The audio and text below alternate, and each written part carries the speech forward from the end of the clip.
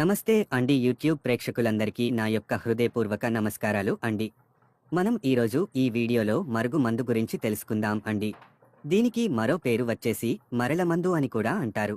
ఈ యొక్క మరుగు మందు గురించి పూర్తి విషయాలు మీకు చెప్పడం జరుగుతుంది. ఈ వీడియోని మీరు చివరి వరకు చూడండి. భార్యాభర్తల సమస్యలు ఉన్నా సరే, అలాగే ప్రేమించి మోసం చేసిన వారికి, అలాగే కొంతమంది అత్తమామలతో ఇబ్బంది పడేవారికి మరియు పిల్లలు మాట వినని వారికి ఈ మరుగు మందు అనేది పెట్టుకోవడం జరుగుతుంది. మీరు ఈ మరుగు మందుని మంచికే ఉపయోగించండి, కానీ చెడుకు ఏ మాత్రము ఉపయోగించకండి. అలా ఉపయోగించుకున్నట్లయితే అది మీకే రివర్స్ లా ఉంటుంది. దీనివల్ల మీకు ఎటువంటి సైడ్ ఎఫెక్ట్స్ ఉండదండి.